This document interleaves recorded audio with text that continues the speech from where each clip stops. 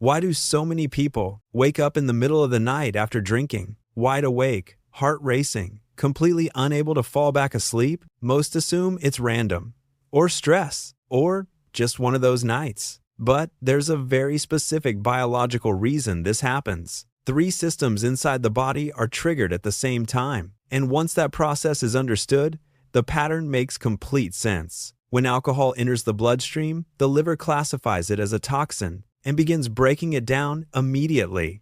This isn't optional. Ethanol, the compound in alcohol, cannot be stored. It has to be broken down immediately. The liver does this through a 2-step chemical process. First, an enzyme called alcohol dehydrogenase converts ethanol into acetaldehyde, a highly reactive compound that is actually more toxic than alcohol itself. Then a second enzyme converts acetaldehyde into acetate, which the body can eventually use as energy or exhale as carbon dioxide. This process takes time, and it consumes resources. That creates a serious problem because the liver has another critical overnight job, maintaining stable blood sugar. During sleep, the brain and nervous system still require a steady supply of glucose. The liver provides this by breaking down stored glycogen and releasing it into the bloodstream, a process called glycogenolysis. But when the liver is fully occupied processing alcohol, glycogenolysis gets deprioritized. Blood sugar begins to fall,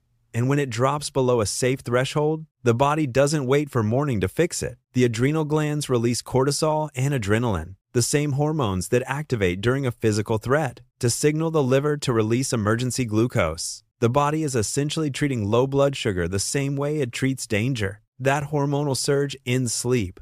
Heart rate climbs.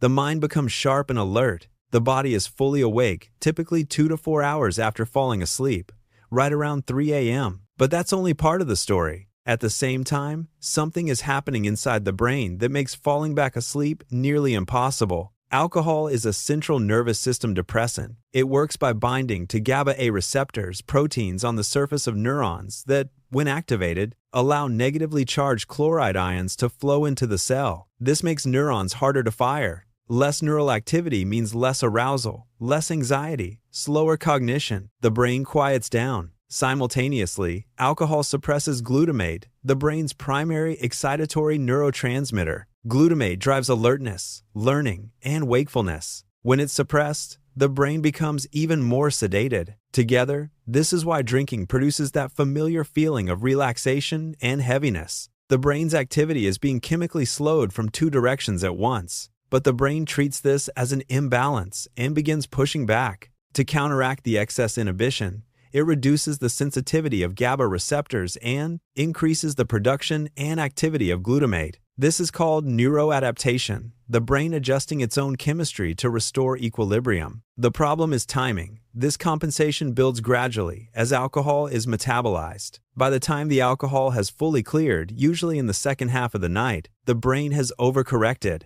Glutamate activity surges past its normal baseline. GABA is weakened. The nervous system swings hard in the opposite direction. The result is a brain that is more excitable and more activated than it would be on a completely sober night, right in the middle of sleep. This is why the mind races, why anxious thoughts arrive, why lying still feels impossible. The brain isn't winding down, it's rebounding. There's a third layer, and it affects the structure of sleep itself. Sleep isn't a continuous flat state. It moves through distinct cycles, each lasting roughly 90 minutes. And each cycle includes stages of light sleep, deep slow-wave sleep, and REM sleep. These stages aren't interchangeable. Each one serves a specific biological function that the others can't replace. Slow-wave sleep, the deepest stage, is when the body does most of its physical repair. Growth hormone is released, muscles recover. The glymphatic system, a waste clearance network in the brain, becomes highly active and flushes out metabolic byproducts, including proteins associated with long-term cognitive decline. REM sleep serves a different purpose. It's when the brain processes emotional memory, consolidates learning, and regulates mood. Neural connections are strengthened. The emotional weight of experiences gets filed and integrated. REM deprivation, even for a single night, measurably impairs emotional regulation and cognitive flexibility the following day. Alcohol's sedative effect heavily suppresses REM sleep during the first half of the night. The brain is pushed deeper into slow-wave sleep earlier than it normally would be. This can feel like heavy, solid rest, but the sleep architecture is already distorted. As alcohol clears, the brain tries to recover the REM it was denied. This is called REM rebound, and it causes the brain to cycle into REM more aggressively and repeatedly in the second half of the night. Sleep stages become compressed and unstable. Transitions between cycles turn erratic. Now all three disruptions arrive at the same time. Blood sugar drops and stress hormones flood the system. The nervous system swings from sedated to overstimulated. Sleep architecture fragments. The brain, already cycling erratically through REM rebound, gets pushed out of sleep entirely. That's 3 a.m. One disrupted night has a cost, but repeated disruption compounds it. Chronically elevated nighttime cortisol interferes with insulin sensitivity, the body's ability to regulate blood sugar during the day. Over time, this creates a feedback loop where poor sleep worsens metabolic function, and impaired metabolic function makes sleep harder to maintain. Research has also linked persistent REM suppression to increased emotional reactivity, reduced memory consolidation, and changes in the prefrontal cortex, the region of the brain responsible for decision-making and impulse control. The body isn't just sleeping poorly on these nights. It's being denied the biological maintenance that sleep exists to provide.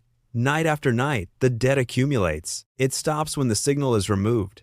Without alcohol, the liver maintains stable blood sugar through the night. The nervous system has no rebound to produce. Sleep cycles move through their stages in the sequence they were designed to follow. The adrenal system stays quiet because there is nothing disrupting the process. This is why people consistently describe sleep as fundamentally different after even a few nights without drinking. Not just longer, but more complete, more restorative, more real. The 3 a.m. wake-up isn't a mystery. It isn't bad luck. It's the body responding to a signal. Remove the signal, and the system stops reacting.